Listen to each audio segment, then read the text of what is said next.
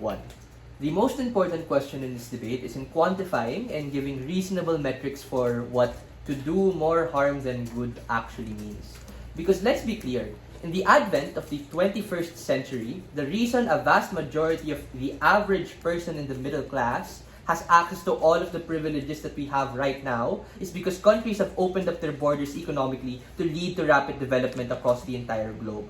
That is to say, in the span of 20 to 30 years, states such as those in Asia, some parts of Africa, and most especially those in Europe have benefited from being able to leverage and use economic liberalism to make their states better. The exclusivity that comes in opposition that government has not dealt with in the two speeches that they've had is on how you actually fix problems when they happen. On side government, you are reliant on your state being good, your state being competent, and your state being fair, and being quick at development. On side up, the World's Bank allows for rapid growth to happen to be able to respond to all of the actual problems that government talked about in both their speeches. The intuition pump is very simple. Each and every person in this debate room would probably rather live in South Korea as opposed to North Korea. A couple of responses to government bench. 1. Gov bench seems to be scared of things going well. You know what's scarier than things going well? Things going to shit. Let's take a look at the reciprocal tariffs of Donald Trump. He is literally attacking economic liberalism. This is the point in which we see systematic inflation affect commodity prices and affects all parts of the world. Economic liberalism is effective and absent the ability to, of the invisible hand to connect itself. The IMF and the World Bank become useless. What are they doing in status quo to help developing nations when Trump cut the budget for US aid? Not a lot. 2. On the DPM's idea of debt and loans. Countries don't just borrow willy-nilly and for no reason, right? They have a plan. They often use these for vaccines, like what we saw during COVID. They use these for urbanization and infrastructure development. I have 2 reasons why loans and interest expenses can be better off with economic liberalism. The first is that the ability to refinance and restructure your current loans at better interest rate. Absent this, those with distressed debt are now left to their own devices. The second is, at worst, they default. Because of economic liberalization, we allow other countries to buy their distressed debt that relieves them from their debt obligations. The point is, we have a response when things go badly. On their side, you don't. Thirdly, we do not get this position to begin with because we have more partners to choose from, and those with a surplus have a capacity because of the IMF and the World Bank to create political and economic structures to lend and reinvest those to poorer and smaller countries who need it. Absent economic liberalism, you have a lost opportunity on being able to monopolize this abundance. Note thus far, lastly, that Gov runs a purely negative case. Absent economic liberalism, we do not know how they can solve all of the problems they accuse us of. Please note little to no engagement from what Joseph explains. What's the extension?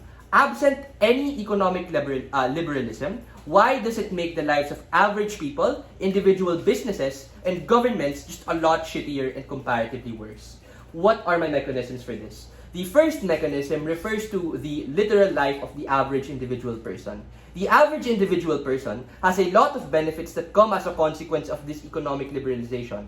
I want to put focus on this point in saying the plethora of opportunities that they have now as a consequence of a freer border. As a person living in the Philippines, it is now suddenly a lot more possible for me to migrate, to look for better opportunities overseas, and have a chance at having a better pay, and to sustain my family as a result of international corporations going into my country. Additionally, it just proves a lot more rapid form of development and upscaling in my life if all of the necessities that I need are now suddenly given to me because a manufacturer in India, China, or the US is able to give what I need more proximately and a lot faster. What happens absent this economic liberalization? And this is me weighing, right? We tell you, the comparative is likely to be a lot worse insofar as developing states are unable to develop past a certain point because growth and development takes long as fuck. What's the impact of this case? Or this first mechanism? The average person does not get the benefits of globalization that exist. On average, people will be shackled to the circumstances of their birth, so you can never get any of the aforementions that I or Joseph said on-side opposition. On our side of the house, the average person has just far more mobility and access to opportunities outside of the country. How then should you weigh this? Government was very general in their benefits because they have a lens of it being only about governments and states. What we say is that outcome independent of that, the average person still lives a better life. So this is something exclusive that can stand absent any of the material that both government speakers have given. The second mechanism is on businesses, and this means integrating a lot to what both speakers have said. Let's be clear. The unique thing that happens as a consequence of economic liberalism is that it's not just the US who monopolizes the entire world. Businesses in China, businesses in India, and a whole list of other industries from other countries also grow and develop. Why is this exclusive only on side opposition? Because on side government, local businesses from states either lack incentive to innovate or capacity to actually reach all of the people that they ought to cater to and serve. At best, monopolies exist in states that do not subscribe to economic liberalization that inhibit a country's chance of development. On side opposition, you get the good with the better. You get the international corporations to go into your country, but you also develop the country's industries as well. What are the impacts at this point? Businesses, not just in America or the Western world, get prioritized. Your country itself also gets prioritized. The third and final thing I want to talk about is just on government.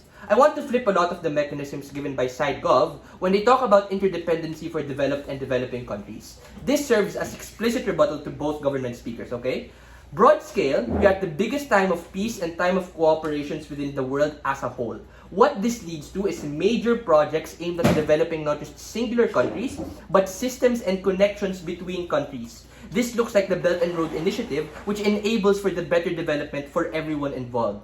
This is good insofar as we do have actual ways of improving the lives of all developing countries. And yes, we agree, there might be instances where it's bad, but at the very least, we have solutions to it when it does become bad.